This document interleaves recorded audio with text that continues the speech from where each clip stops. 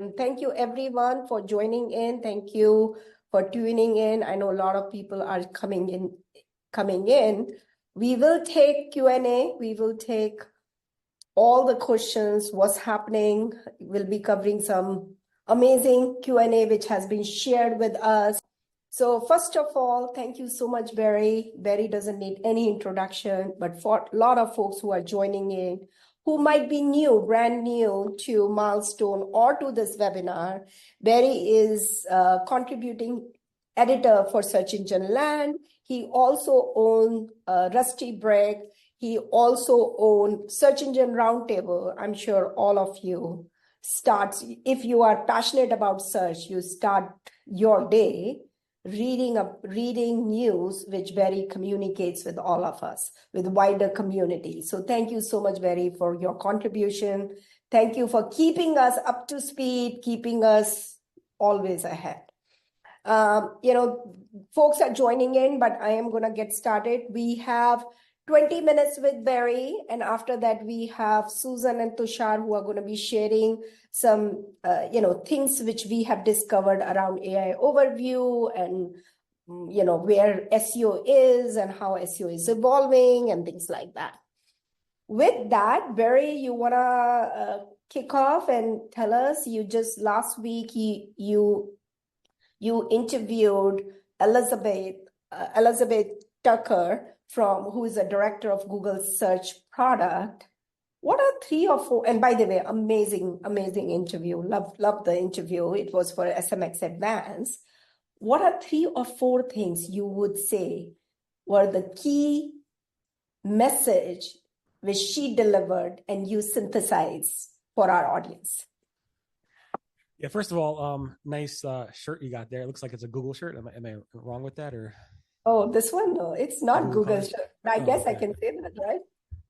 Yeah. The Google colors in it. Anyway, yeah, so that was a fun interview. When I asked Google, like, I want to interview somebody at XMX, I don't want to interview a top level PR executive. I want to interview somebody who's directly related to these core updates, that has oversight in this. And Elizabeth Tucker is the person who's pretty much was in charge of this last core update. And so they got, thankfully for Google, they got me to speak with her, and I was able to ask her a number of questions that were on top of mind about search and specifically these core updates. And a lot of the questions were around recovery. Like, a lot of people were hit by the September 2023 helpful content update. Now helpful content update is embedded in its own core, and as a core update. There is no more helpful content update. It's a core update. And I asked, like, could we expect, the biggest takeaway is, could we expect those who were hit by the helpful content update back in September see a recovery? Because all the sites that I'm tracking, that people like Glenn Gabe and others are tracking, that were hit by this helpful content update in September did not recover from the September update. They didn't cover in the March update. They still have not recovered. And basically she said, Google's aware of these issues, aware of the complaints, and they're hearing the community, and that and she's hopeful that they will recover, or some sites that made the right changes will recover. It's not like you're going to recover for doing nothing. You have to actually make certain types of changes. So that was one big takeaway. I guess the next takeaway would be, so I asked, what is helpful content? Like, what is low quality content? And she told me that one thing that was interesting to her was that when she was at Google for many, many years, she's been at Google for 20 years, but they didn't have a definition of what's low quality content and what's helpful content. They had to come up with that under her when she was there. And she said the Search Quality Raters Guidelines, that really big PDF document that most SEOs spend a lot of time reading and reviewing, that in there is the definition, many definitions of what low quality content would be. So definitely take a look at that when you are making sure to build content that you find to be useful. So that was 2 main takeaways. Another thing was, that kind of irked me a little bit, was that when I asked about AI overviews, Sundar Pichai, in an interview with The Verge, said, I'm not on the search team. You have to have somebody really who's dedicated to the search team about AI overviews and why it doesn't show that data in Search Console, specifically filtered out. Right now in Search Console, Google's saying, yeah, we include AI overview data, clicks and impressions, but we're not telling you what clicks and what impressions are directly related to those AI overviews. So I asked Elizabeth, you're on the search team, you're one of the leaders on the search team. Tell me why, could we go ahead and get access to this filtered out data on AI overviews? And she said, I don't even have access to that information. And that was like, what? You don't have access to? She's a data analyst. She's supposed to know what's going on. So that kind of shocked me a little bit. And sadly, I had to end the interview there because that was at the 30-minute mark where XMX cuts you off. So I didn't really have a choice to go deeper on that. And then I guess the last thing, the fourth point would be Google's past statements. So there's been a lot of discussion around these Google search leaks, the data API search leaks, and a lot of people saying Google lied to me. Google lied to me over 20 past years, 15 years, 10 years. Google has been lying to me over and over again. And what stood out to me, and I asked her about that, and she said every statement that she's aware of course, that she's aware of, were accurate. And she also caveated that things do change and so forth. So there's been a lot of discussion around that. And I do believe when she said that, she's sincere. She's not like a PR person at all. She's an engineer at heart. And obviously she was trained by the PR people there before she had that conversation with me, because they knew I'd ask some tough questions. But you could tell when you're speaking to somebody who's not a PR person, if they're kind of like being truthful, I think. And I think she really was being truthful about that statement. So I think those are the 4 key takeaways that I got personally from that. I'm sure a lot of other people got different takeaways. And that's the beauty of these interviews, is that people could take away what they need from them. So hopefully people enjoyed that. Awesome. So basically she talked about data is not divided, it's not clear for AI overview, use Quality Reader's Guide for helpful content, right? And there is nothing Google lied, it's all there. They've been very specific about it, right? So that's really in just what you said. Okay, so, let's talk about the leak. I think between Mike and Rand and so many blog posts and your posts, there is so much of chatter about a biggest leak, which Google had, 14,000 pages of their manual were leaked, and which talked about their biggest algorithm with nav boost. What are 3 or 4 key takeaway? What you can what came out of that leak? Yeah. So, I mean, there's probably one big takeaway is that, this was 14,000 elements, not necessarily 14,000 pages. Those elements, I looked through them. Not all of them were search. A lot of them were like YouTube related, or even some of them were like Google Plus related. So there's some old stuff in there that, and the biggest takeaway from me is that this might send SEOs down the wrong path and have them focus on things that might not have a meaningful impact on anything ranking related. We just don't know exactly if those things in that API documentation are used today, how much they're weighted, if they were ever used, if they were just being used to be testing for testing purposes. So that's my probably biggest takeaway, is that I feel like SEOs are going to like focus in too much on the little things in this API documentation, when it might not be even used, like penalized links. Like Google says they just discount them, they're not penalized. Click data, maybe Google's using that for testing purposes, not for whatever. We got into that with nav boost and so forth, but I think that's probably my biggest takeaway, is that I think it's cool. I went through it like most SEOs and dug through it, and like, this references that references this, that statement, and so forth. And how can we test this type of stuff? But I think it's very easy to confuse things and set people off on the wrong direction when it comes to SEO. And we've seen it over the years many, many times. And that's my biggest takeaway, is that is my biggest concern, actually. Okay. Yeah, I think there is directionally, this leak gives you a lot of information, but you have to take directional clue rather than specific clue. For right? sure. So Yeah. Okay. I think this question comes in pretty much every single year. Is SEO dead? Is it evolving? There was a great BBC article that SEO will never be same again. I think it was right before AI Overview was launched. What is your take on it? What is a new definition of SEO in your mind with AI powered search and what's happening? Yeah, I mean, that's a good question. This question comes up, like you said, all the time. It happened when Universal Search came out in 2006. It happened when, Google put different search features in there over the years, and it happens all the time. Even when Reddit started dominating the search results. Now we have these AI overviews, and It's a good question. I mean, we had this question when feature snippets came up as well. Feature snippets are very similar to AI overviews, but the click is probably higher on feature snippet than it would be on AI overviews. Although Google has told us that you get a higher click through rate on the AI overviews than you would on the search result below it, which I kind of find weird for Google to say. Nobody believes that, but again, Google won't even share the data to prove it with us. So that being said, I don't think SEO is dead because you have SEOs trying to optimize for those AI overviews. Like next thing is like, all right, if AI overviews are sending traffic, which Google promises it will, and it'll be meaningful traffic, then SEOs will then optimize AI overviews, Google, and anything else on the search results. An AI overview is showing up for a small percentage right now of queries. So as long as people are going to Google and searching for things, or going to any search engine and searching for things, even on ChatGPT or Bing or Perplexity, which is getting a lot of negative press right now, SEOs will be there trying to get their clients in there. Okay, awesome. Nav Boost. Can you tell me a little bit about Nav Boost and what are your take on it? I have my own hypothesis around Nav Boost, but I found it pretty interesting, and we did not know this name until Google came out, but I felt like we were all doing it. But love to hear what you think.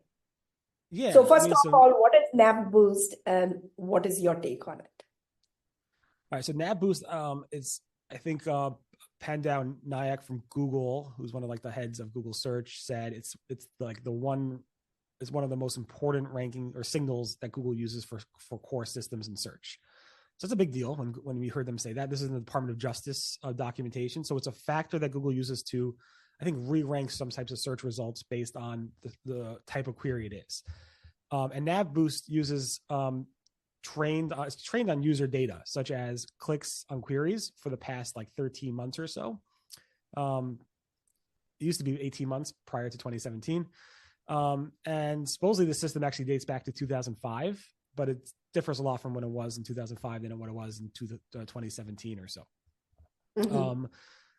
It's basically used, from what I understand, to re-rank search results for certain types of queries based on if those queries get certain amounts of clicks and so forth. Now, Google has said they haven't used click data many, many times. Google has said a lot of things around clicks and pogo sticking and all those types of stuff. But also in 2019, Google has updated its documentation on its How Search Works page to say they use user interactions and those types of signals.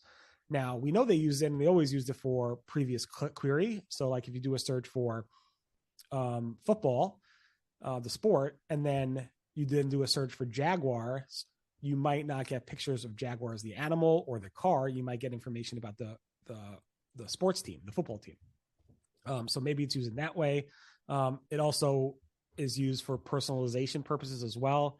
So Nav Boost is used in a way of looking at what people click on. And of course, that could be across like fresh stuff, like news queries and stuff like that. So it's really hard to know exactly, like, it's not really validating that something that Google didn't say, because Google has been saying like authority level stuff for a while, although people say they haven't, but they have. But in the Google document that talks about this thing specifically, about relevant content, it says, I'm reading it, we also use aggregated and anonymized interaction data to assess whether search results are relevant to queries. And Google said this back, at least according to Wayback Machine, since 2019. So again, it depends on how you define Google using click data or not. Previous query, Google said they do. Certain other ways they don't, because there's an easy way to manipulate stuff.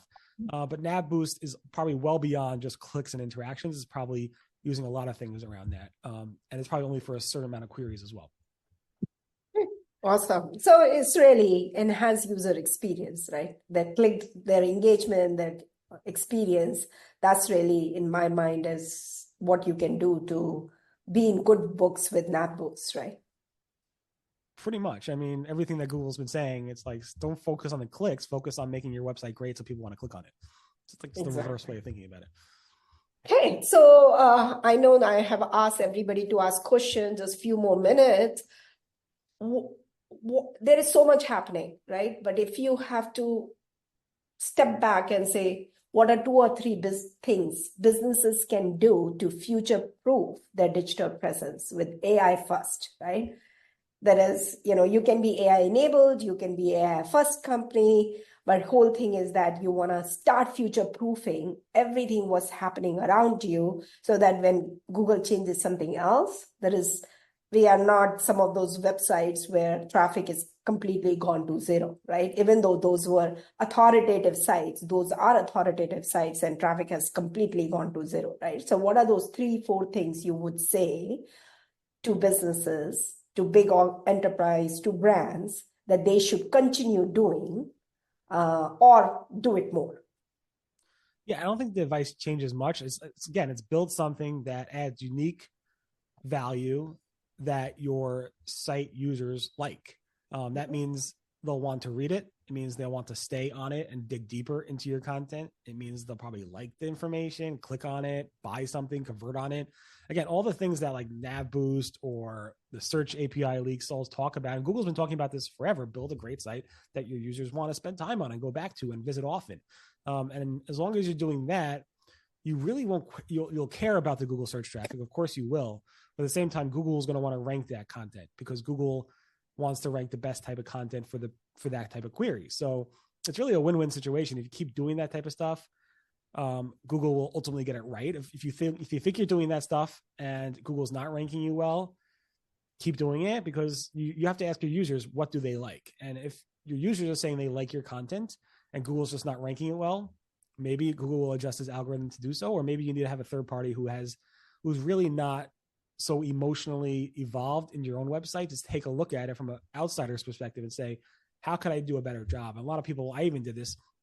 I got hit by like a Panda update like 10 years ago, and John Mueller was like, put a poll on your site, see if people actually like your site. So I did, and people actually liked it. And I published those results, and the next Google Panda update, I recovered. So Google does make changes to systems based on what it thinks is relevant, not on an individual site by site basis, but more on its algorithm basis, so that keep up doing what you think is best for your user, and ultimately the algorithm will catch up. And I think even Elizabeth quoted this wrong. Elizabeth Tucker is like, skate to where the puck will go, as opposed to trying to like do things like the other way. Just be where Google wants you to be, which means be where your users want, and this way everything will be great. Okay, I think there was something she talked about, that do the same thing but be more specific, do much more qualitative work, right? So saturate your customer journey, something like that. Did she talk about something like that, that be more specific and do a more qualitative work around, whatever you are doing? I guess. I mean, I don't know if you have to be really specific. I think other people talked about that in the search leak about don't go out of your lane.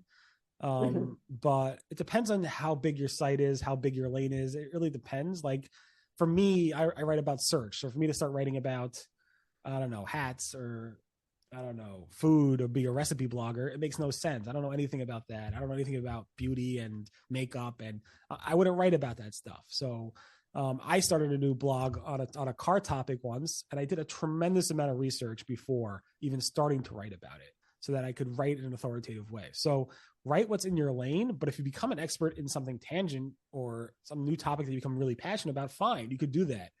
Maybe it goes on a different website, maybe it goes on the same website. It all depends on what that lane of that website is. But yeah, generally you want to stay in your lane, because you don't want to confuse Google too much, and you don't want to confuse your audience. Like somebody who goes to your website every day and you write about Google search, and all of a sudden you're starting to write about beauty tips. That makes no sense. So yeah, definitely makes sense to stay in your lane. Awesome. I'll just ask one more question. What is the future? I know you cannot predict, but based on what you have seen, next 3 to 4 months, Google is going to strengthen what? What are they going to release? Or what are some of the things we should be excited about or worried about? I mean, AI overviews, I think, will expand more and more queries. It initially launched in a lot of queries, and then Google had to pull that back. But I think it will expand a lot more. I do think you'll see a lot more ad types of units coming months. I don't know if it's going to be within 4 months. My gut is going to be this year, but I don't know, within 3 to 4 months. So you'll see a lot of ad units showing up in those areas that you don't see before. And then I think we'll probably have we just had a spam update just a couple hours ago. But we'll see probably another core update that I'm really hopeful that sites that really put effort into improving their websites that got hit by previous core updates and previous helpful content updates will see a recovery. I'm really hopeful of that. So that's the immediate like 3 to 4 months, I think, what we'll see, in my opinion. Wonderful. Thank you so much, Barry. Really appreciate it. Thank you so much for joining in. Now we will have Susan and Tushar walk us through a lot of information we have. So thank you. And audience, if there is any question, we can take that. But with that, we are going to get started. Barry, if it's fine if you, seems like there is only one question, which is, as Google is considering click data, then any chance for voice search or zero click results are considered into the factor. If I don't know if they are going to ever give us anything about zero clicks. Yeah, so feature snippets, they had it as a test in Search Console. They did not release it to the public. They also, Google never released anything about filtering voice search. So no, I don't think so. Okay. Maybe one of these days Google will wake up. But anyway, thank you so much, Barry. Really appreciate it. Thank you. With that, we are going to get started. We have two amazing speakers, and thank you again to Barry. We are going to be talking about how do you secure your digital presence and grow revenue using AI-powered search. I have Susan. She's our Director of Technical SEO at Milestone, and Tushar. He's also heading our SEO solution omni-channel. With that, we already went through, hopefully everybody liked fire chat between Barry. I didn't really do much, but hopefully everybody liked it. Let me just take a few slides and then I will get Tushar to share some magic. So evolution of search, somebody who's been doing search for almost 2 decades, it's really started from internet era to mobile, to social, and now AI, right? So everything we do, everywhere we look, is all about AI. In fact, it's funny, last week, my daughter is like, Mom, if you could just not talk about AI, we can have conversation, because every single conversation starts with, oh, here is the agent, and here is the bot we can discuss, and here are the things we can discuss. So really, there is a lot of stuff, a lot of things coming around, but how do we package it? How do we understand exactly what is important in AI first search? This is a slide, I'm sure a lot of folks have seen it, how keywords have evolved from keywords to conversation to prompts. In 2024, search is just not text search. It is image search, it is shopping, it is PDF, it's your code. It really has become all about experience, and it's become personalizing those experience, right? And that's where what Barry talked about, you're going to see more AI overviews coming in. You're going to be able to see, how your site has better experience and how it's optimized for entities. So with that, I just wanted to give you a little bit brief on what is AI overview. AI overview is a summary of your page in a very simple way, where Google does Googling for you. Basically, Google will pull information from all your assets, from your website, from various citations, and give a short overview of the query, right? Most of the time, AI overview are showing up for long tail query or mid-funnel queries. And it's great if this information comes out of your domain, right? And that's what we will be talking about. With that, Tushar, take it on. Yeah, thank you, Benu. I can go to the next one.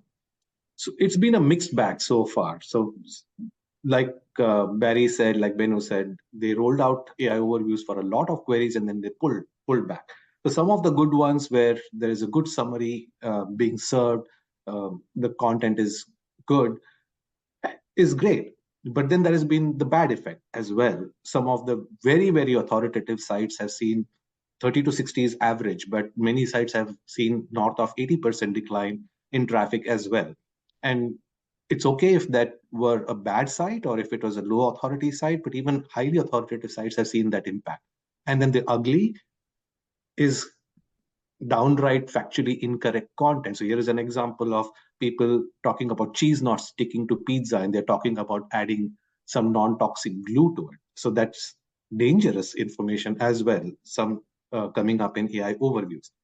We expect that to normalize over time and the quality of content to improve, but it's been a mixed bag so far. The next one. And some additional stuff coming. Google has talked about AI organizing the entire page based on the searcher's needs and the searcher's history. That's likely to come soon. Contextual ads are coming to AI overview soon, where it will be based on the query, what the context of the query is, the ads will be served over there. So that's coming soon to AI overviews as well. The next one. So how does organic and paid work together in this space, right? So the traditional view of organic has been that it's primarily meant for top of the funnel discovery kind of searches, and paid is focused more on conversions. But as if contextual ads come up in organic in AI overviews, then the whole funnel changes. Both organic and paid would have to address the needs of their searchers or their audience across their entire buying journey. So it cannot be just focused on top of the funnel for organic and bottom of the funnel for paid. So which means that the two can't work in silos anymore. There has to be a lot more synergy between the organic and paid efforts. Next. Sundar Pichai, in his interview, talked a lot about how AI will touch every aspect of their life, and search going multimodal, in the sense you can give input to search. It used to be text, then voice search came in. With Google Lens, you could search with images. Now video-based search is coming in. So input can be from any media, and likewise the search results will be blend of whatever meets the needs of the searcher. So with things going multimodal, what the key thing that he talked about was search will start acting more and more like an agent for searchers. And so it's moving towards an agent economy. So one of the things that we could look at is how can your site behave like an agent, where it can guide people through what they are looking for and assist their discovery. Next. So the question that Benu asked Barry again, is SEO dead? Our view is that it continues to evolve.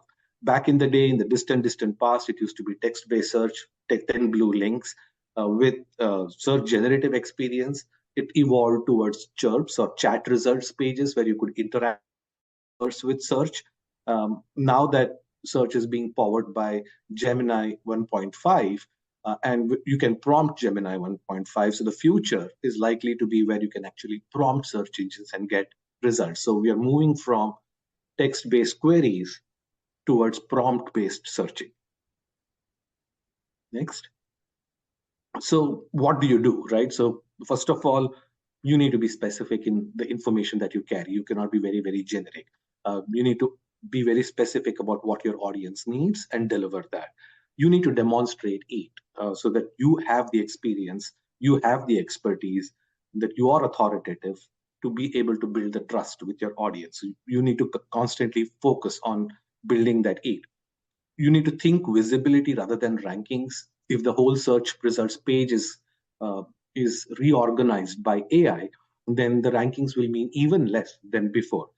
So as we are moving towards this AI overview space, even Barry talked about it, that folks at Google don't know the data behind AI overviews. So we are figuring out, everybody in the space is figuring out how to get your content in there.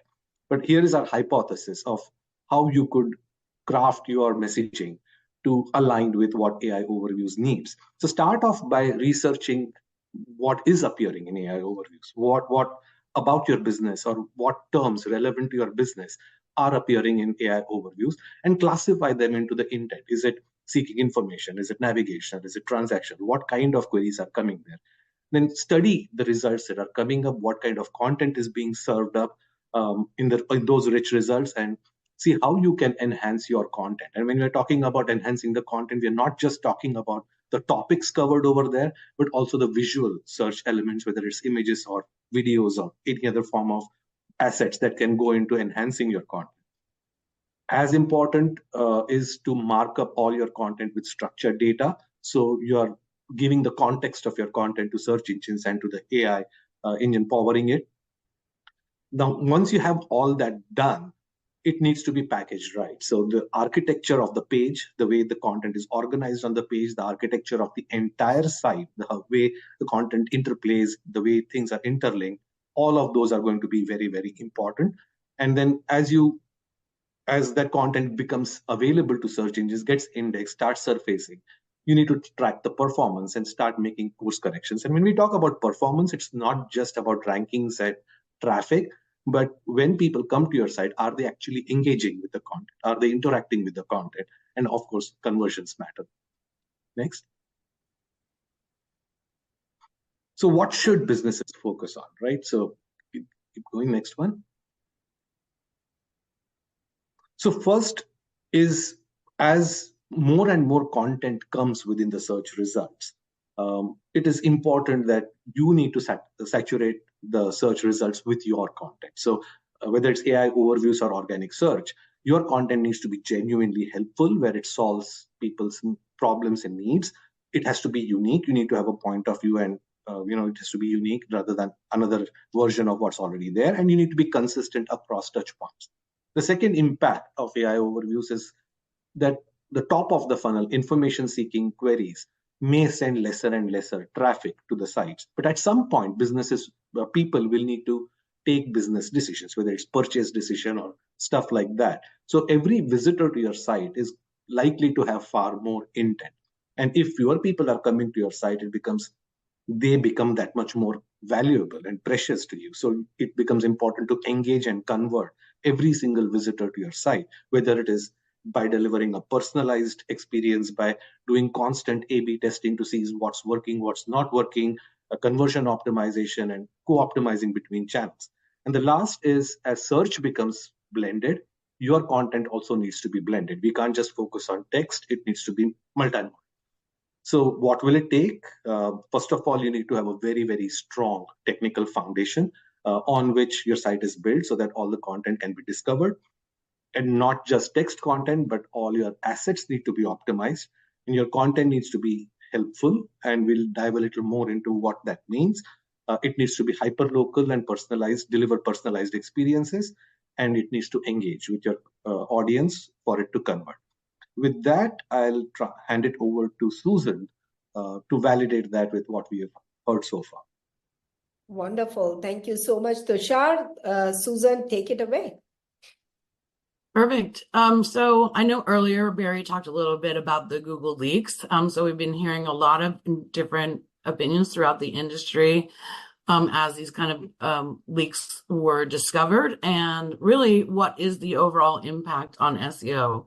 So we've listed a couple of key takeaways. If you go to the next slide, really the most important element, whether we're looking at AI overviews or whether we're talking about just optimizing in general, some of these core items that did come out in the leaks does verify or validate what we're saying as far as what we should be optimizing towards. The biggest thing is that user interactions really matter. So when we look at clicks coming into the sites, how are the consumers and what is the overall customer journey that is happening on your site is really important. So really focusing on the user journey, what types of customers are coming in, how to identify those audiences and really look at their overall journey throughout your site really is really important. Again, authority and credibility really matters. So whether you're posting an article, you're making sure that they have clear authors, that those authors are also have social profiling. All of that authority really does matter when you're creating some of that content. So you want to make sure that at least you have those authorships, which you can add schema around, and really demonstrating the overall authority of your site. With entities, so the great thing about entities is taking a look at the overall content structure of your site and validating what specific topics are covered there. So if you have one core topic, within that core topic, you want to have the right subtopics and authority within that. So entity matching, using big data or knowledge graph data to kind of verify what those entities are, and then making sure that those not only are wrapped in the traditional schema, but more specific entity markup within the content. That's going to help with that topical relevancy. And of course, freshness really matters. So making sure that when you're taking a look at content, how fresh is that? What was the date that the content is published? Are there ways to add additional assets to your site that makes the content and the website look like it's being updated on a regular basis, that it has more information for customers, that it's being reactive as data kind of influences that overall journey on the site? You want to make sure that the content continues to be fresh for the consumers, that gets a little bit into personalization. And then, of course, that all of these things link together and how these pieces link together. So really, the overall structure of what we got from those leaks really does just validate what our overall metrics have been as far as what we recommend optimizing towards. If you go to the next slide. The other thing that really came out was about the technical foundation. So what is really important, or seems to be continuously validated, is that the technical structure of your site should be sound. So this is just an example of when we take a look at some of those AI overviews. One of the things that we've noticed is really that the technical foundation of those pages is really sound when you take a look at availability, indexability, uniqueness, which is going to get into your content freshness scoring, making sure that the content pages are unique to one another, making sure that your content is discoverable, or that search engines can discover that content easily through links, rankability, and of course, page experience. I know there's been a lot of questions and information as far as page speed and page experience. So we've done a lot of research and continue to see page experience being extremely valuable when we look at the overall content and what's ranking or what's appearing in some of those search listings. Again, the other thing to mention is that where we kind of start with this, which is a really great insight, is to take a look at where you have that overall rich snippet saturation. So one of the things when you take a look at AI overviews, having the most expansive, rich snippet authoritativeness does contribute to allowing those to show up in some of those snippets more often. So that's a great place to start, was taking a look at where you're showing in those rich snippets, and then look for that opportunity to make sure that those are showing in the overviews. And then the bottom shows that once that is applied as your overall structure or overall strategy, what you do see is traffic increase, not only in rich results, but overall impressions and clicks kind of take over that performance. So it's a really great way to start looking at how do you start tackling some of these AI overviews. It's really great to start with making sure you have your great technical foundation, you're saturating those rich snippets, and then you're looking to see what rich snippets are showing in AI overviews and continue to develop more of those, which will increase your impressions and clicks. Next slide. So one of the things that really we wanted to highlight as well is that each component on the page is really important to make sure that they're optimized as much as possible. So what we would like to talk about is about the simplicity of those optimizations of each particular element. So this is an example for image optimizations. We have our image dam solutions, which allows you to centralize all of your assets. So to make sure that you don't have repetitive images stored in multiple locations, make sure that they're easily accessible, that the page speed is really fast when you're accessing those images. And so that storage becomes really important. Optimizing it so you can optimize it, whether it's for Gemini or ChatGPT, all of these LLM models, we're pulling in what the context is of those images and making sure that those are optimized.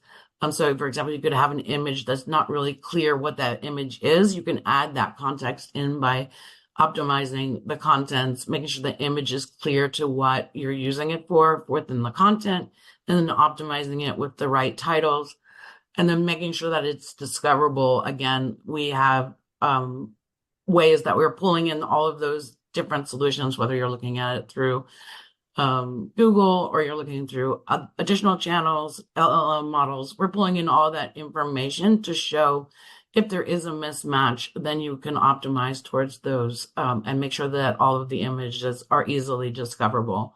So this methodology that we're using is really advanced in terms of how we're looking at images, but it allows us to zero in and be more specific to really optimize images so that they show up in all of these multimodal aspects of the page's content. Next. And our results really show, so this just shows some of those examples and case studies. You can see a 48% increase on organic sessions year over year. Again, we're optimizing not just the text that goes with the image, but an additional schema. But we're also optimizing what is showing in the image itself, which becomes the contextual importance when we look at all of these LLM models.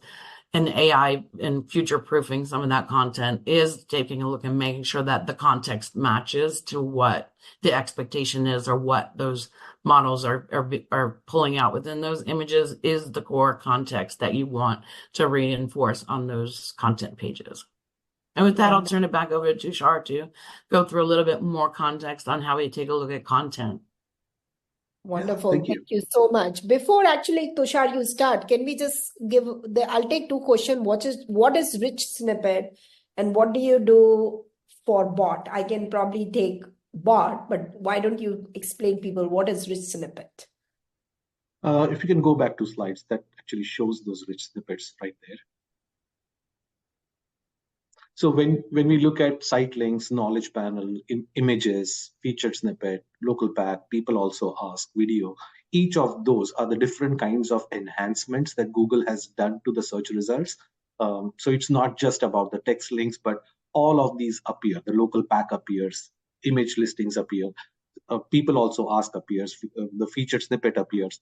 So those are all the rich enhancements that or rich results in which your content could be featured. So when your technical foundation is strong, the chances of your content, assuming the content is unique and high quality, appearing in each of these goes up. That was the main message over there. And the more you saturate each of these search innovations, be it or search enhancements, be it, the chances of it appearing in AI overviews also goes up.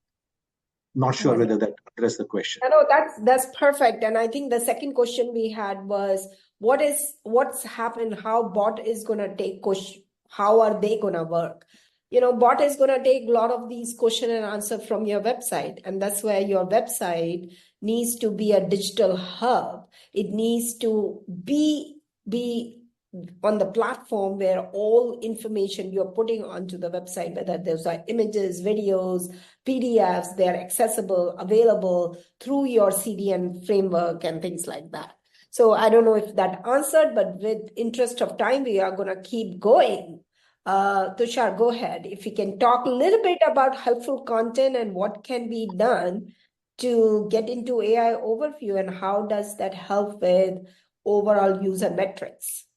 Yeah, taking the context a little back, if you can go back one, not just AI overviews, but at the end of the day, the content needs to be about what your audience is, not about your business, but about what your audience needs. So creating content that's audience centric, that actually helps. And content is not just about the text, the whole experience that your site delivers, the UX that's there, the modules, the content modules, whether they are focused and defined, well-defined around your target audience, audience's needs.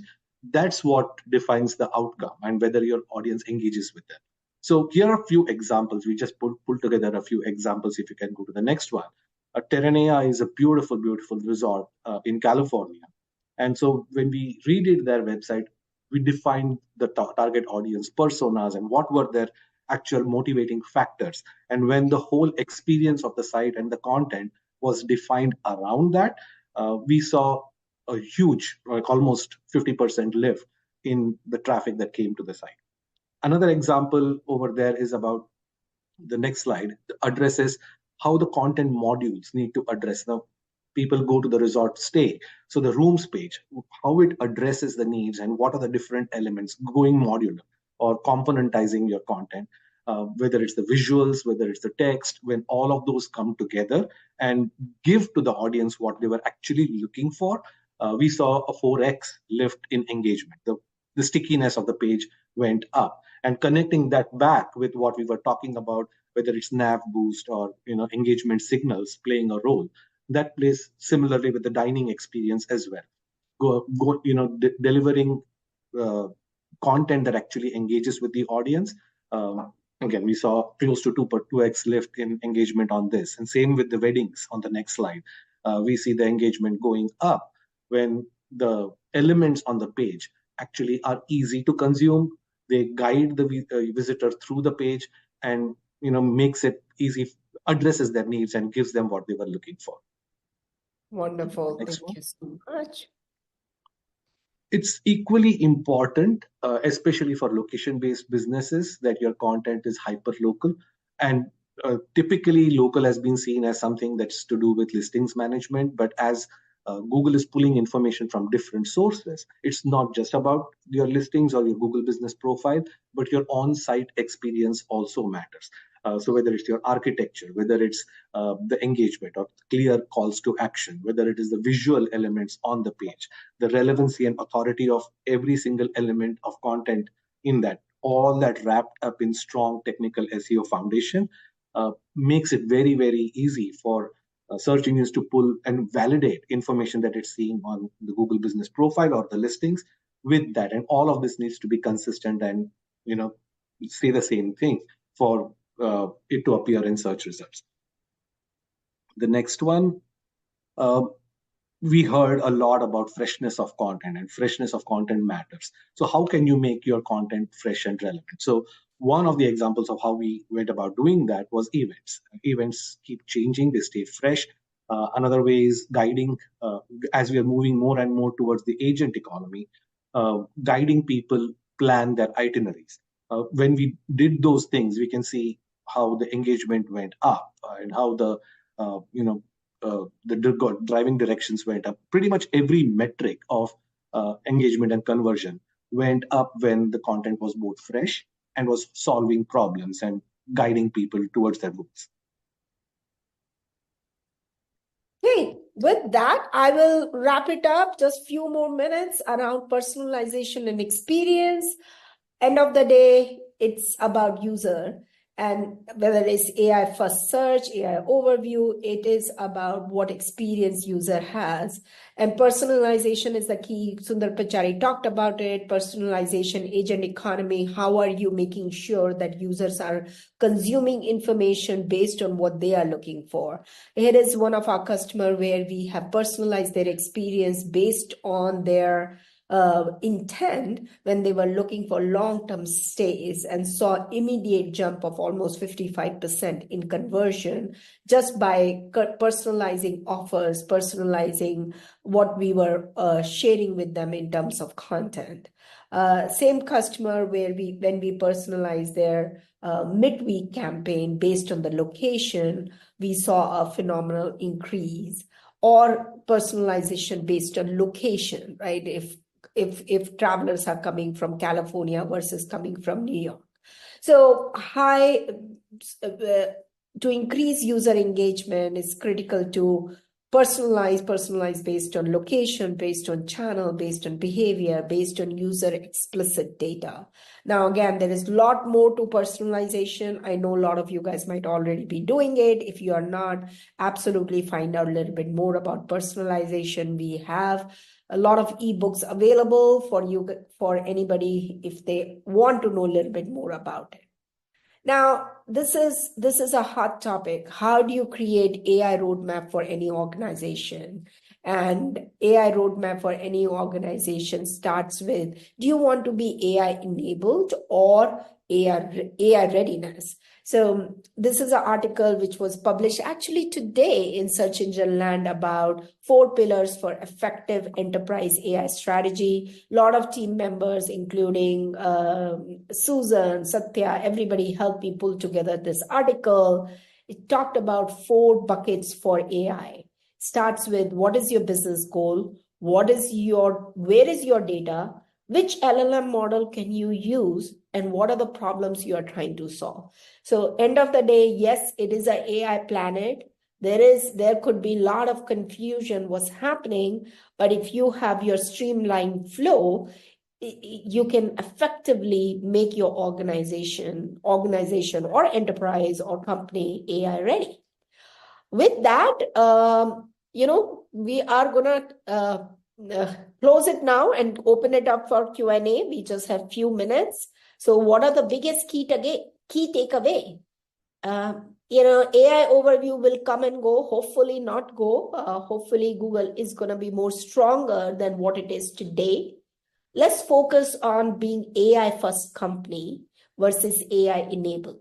The difference between both is AI enabled would be when you are using AI to do certain tasks. But in AI first company, your foundation, your data structure, and everything you do sits on top of AI layer, right? So that's where you start thinking about your platform. That's where you start thinking about how you are securing your data, how you are using various LLM to make sure to solve complicated use cases. Also, content is just not text. Content is search is multimodal.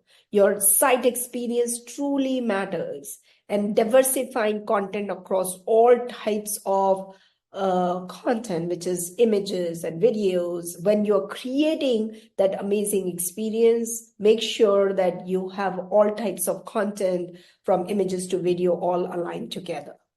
And domain trustworthiness and authority truly matters. We have seen that over and over again. Google wants to, or search engine wants to pull information from trustworthy and authoritative domain. And that comes from your ability to have a lot of authoritative sites talking about your domain and having internal and external folks talking about what you have. With that, these are the 5 pillars for success: your technical foundation, your discovery, creating content which is helpful, which is fresh and localized, and of course, end of the day, it's engagement and conversion. So all 5 pillars are super critical. I'm going to open it up for Q&A if anybody wants to download. These are various ebooks available. Anybody wants to download for from personalization to content to how to win in local, along with some case studies and things like that. If you require any help in terms of your AI or digital audit, please do share your information and feel free to get in touch with our team. With that, let's open it up. We have literally 6 minutes for Q&A, and we can take few questions. Well, if there are no questions, then I can ask question from Tushar and Susan. So let's start with Susan. Susan, what are 3 or 4 things you would do? I know we are running a lot of POCs on AI overview. I saw yesterday how you had given a website where you can find out about content which is appearing in AI overview and then come up. What is 3 or 4 things you would say you are in the process of adding in your AI overview recipe?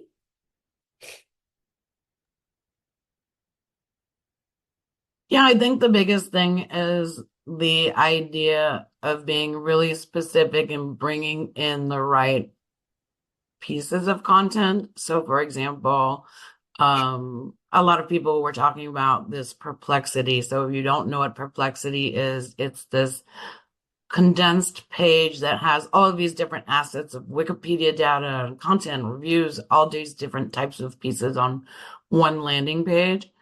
So I do think there's some validity to that, but you have to make sure that the contents of those pages make sense for the users and make sense for what would be contextually relevant. So I think the short answer is bring in content, make sure you have reviews, make sure you have the right pieces of content that answer the right questions for the right queries, but really optimizing your images, making sure that they're optimized as much as possible.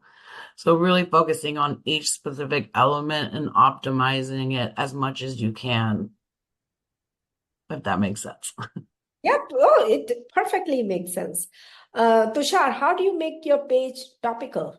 I know that is favorite topic you have. How do you make sure that page is topical? It has right entities, start to finish. It has right content, right images. What are few steps you should take? I think you are on mute. Sorry about that. There's a beautiful tool for identifying topics, and that's called Google. So when we are talking about any query that is important to me, the way I would start about topical coverage is Google the query and see what is coming up. The search results that come up are Google's best guess at what will meet the searcher's needs. And so if you were to reverse engineer that and look at what are the topics covered by those different pages that are appearing in Google, and making sure your page addresses those needs. Your page is covering all of those topics and more with your own point of view. Then you're doing a topical coverage. You're ensuring that you are actually delivering what is your audience's expectation. Now, when you're doing that, there will be entities covered in your content, whether it's your own brand, whether it is the core topic of your article or page, whether it's the different subtopics that are related to that main core topic. All of those are entities that need to get marked up. And if somebody is looking for the trailer of a movie, they don't expect text, they expect a video. So a relevant video of that, or if somebody is searching for a shoe to purchase, then having the right kind of imagery, right kind of visuals, and all of those marked with the right entities. So that's all content. And having the content that actually addresses the needs of the people by covering whatever is appearing in the search results, that's essentially topical coverage. Okay, I'll ask Susan last question. Susan, how do you write a content, but how do you figure out or how do you convert simple content into entity-rich content? That's a good question. With entities specifically, we kind of curate that information so you can get that information from different sources. If you want like a quick check, you can also look at like schema.org, which lists a bunch of the context, then the attributes. So if it's listed on schema.org as an attribute, then it's mostly likely an entity. But also, there's a lot of other sources for data information of what is specific to an entity, but you can think of them mostly as a topic, a core topic of a particular subject. And then within that contextual pages, you do need some other data sources to kind of pull in. Say, once you know it's this topic, what types of content goes on those pages. So I think it's mostly beyond keywords. You should think of it as the core topics and then the rich results like FAQ, reviews content, those different types of topical source content that then builds that topical relevancy. Okay, awesome, wonderful. I guess I will ask one more. We have 2 more minutes, and I know the questions, we are not getting a lot of questions from either we did such an awesome job that there is no more question, but I'll ask, what are some of the things you can do to your favorite topic, Susan, for speed? How do you optimize? How do you get, Google is constantly changing their core web vital metrics. What can be done to get a better speed, better core web vital scores? Yeah, one of the quickest things to do is take a look at your images. So making sure that your images are optimized. So what are we talking about is, just sizing, making sure that you have different versions for mobile and desktop, that the images are sized as appropriately to their usage, that wherever you're storing them, they're easily retrievable in terms of how quickly you can grab those images and pull them onto your pages. That's where I would start first, because that takes care of a good majority of the issues that sites have with page speed. And then I would look at how do we kind of compact our current code, like take JavaScript and make sure that it's all one line as opposed to multiple different types of assets being called in, or CS, but make sure the development team gets rid of anything they're not using for unused code. Some of that can really help overall improve the overall page speed. So I don't think I would look at it in terms of what Google's dictating, but how do you make that experience, or how do you make your site as small as possible on the coding side of it. Wonderful. In fact, one of the thing Susan and our team is trying is how do you put a flat site, almost a simple slide, and take all the JavaScripts and everything and host it almost differently. With that, we are almost, it's the end of the webinar. So thank you so much, Tushar and Susan. Thank you for sharing your insight, and thank you for everyone staying on with us. If you have any question, let us know. With that, we will wrap up the webinar. You will get presentation and slides and recording. Thank you, everyone. Thank you for having us. Bye-bye. Bye. Thanks.